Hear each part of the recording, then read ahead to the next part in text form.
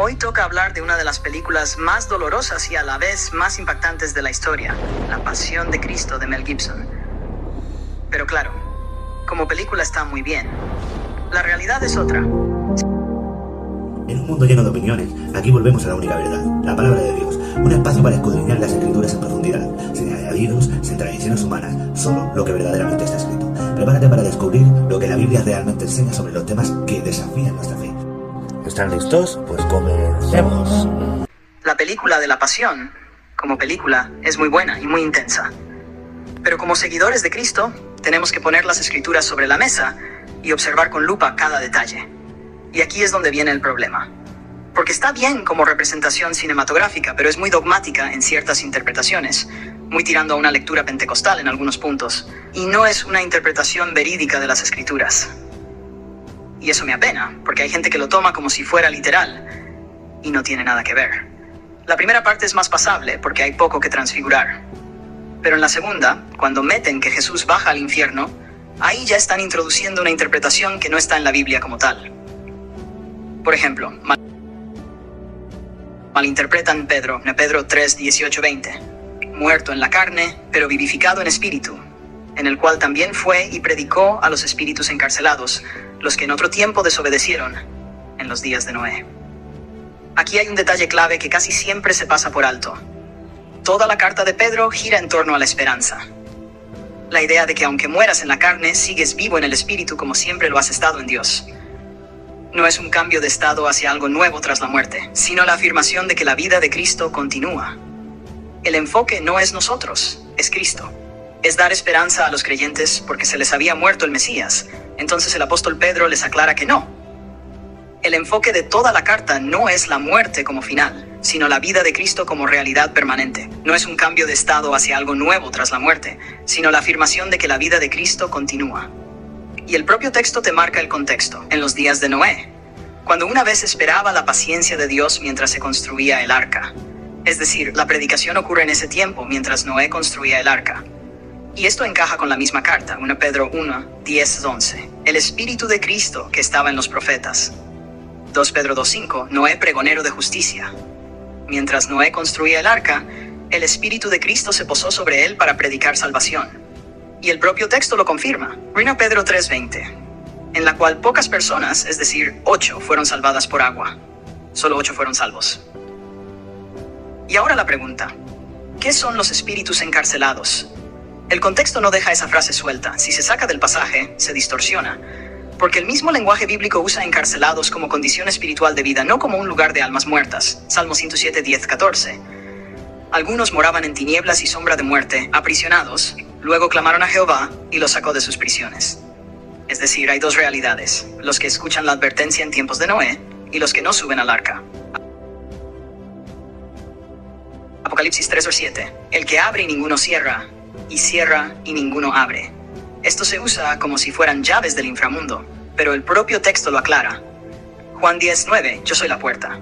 No son llaves del infierno, son autoridad sobre el acceso al reino. Y eso se confirma. Mateo 16, 19. Te daré las llaves del reino de los cielos. Estas llaves no son físicas ni infernales, son la dispensación del evangelio, la autoridad de predicar el mensaje del reino. Efesios 4, 9.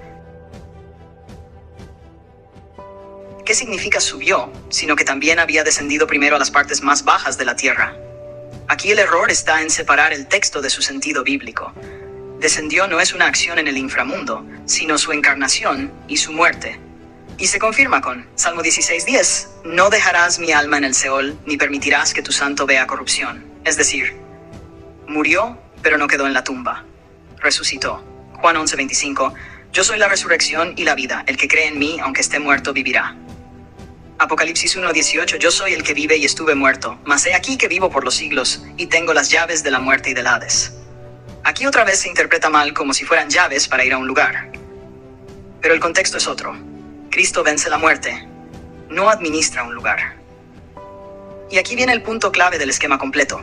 Todos estos textos, 1 Pedro, Apocalipsis, Efesios, los Salmos, son usados juntos, pero sacados de su contexto original, de su propio libro y de su propia historia. 1 Pedro se saca de su contexto de Noé. Apocalipsis se saca de su lenguaje simbólico de autoridad. Efesios se saca del contraste muerte-resurrección. Los salmos se sacan de su lenguaje poético sobre la vida y la muerte, y con eso se construye la idea de un descenso literal al infierno. Pero la Biblia, leída en conjunto y en contexto, no presenta esa narrativa. Una vez muerto, viene el juicio, Hebreos 27. No hay segunda oportunidad tras la muerte. La resurrección es el centro, no un viaje intermedio. La primera vez que aparece algo parecido formulado es en el Credo de los Apóstoles entre los siglos II y IV, donde aparece la frase «descendió a los infiernos». En los escritos del Nuevo Testamento, redactados en griego, los apóstoles nunca usan la palabra infierno como un lugar físico. Los términos originales como Hades, Seol o tumba significan lo de abajo, sepulcro o estado de los muertos. Es decir, no se refieren a un lugar de tormento, sino a la muerte o la tumba. El término infierno es una traducción posterior del latín inferos, que significa lo inferior o lo de abajo, no necesariamente un lugar de castigo. Después, en la Edad Media, teólogos como Tomás de Aquino desarrollan la idea del descensus ad inferos. En la Reforma tampoco hay acuerdo. Martín Lutero lo acepta de forma más literal, mientras que Juan Calvino lo interpreta de forma simbólica. Y la forma más literal y visual que vemos hoy se populariza mucho más tarde, especialmente en el siglo XX, dentro del movimiento pentecostal moderno, a partir del avivamiento de la calle Azusa. Desde ahí se difunde y se enseña de forma más popular por predicadores pentecostales muy conocidos como Kenneth Hagin, Kenneth Copeland, Joyce Meyer. Así que en resumen, no es una enseñanza clara de la Biblia, sino una interpretación construida con el tiempo, formada por la mezcla de textos descontextualizados. Y cuando vuelves al texto en contexto, esa narrativa simplemente no aparece. Una despedida. Y si te ha gustado el vídeo, no olvides dejar un like, que para mí significa mucho y me anima a continuar con este proyecto. Dios os bendiga grandemente. Hasta el próximo vídeo. Si te gusta mi contenido y te gustaría participar en el proyecto de difusión del Evangelio, puedes suscribirte y ayudarme a crecer en el canal.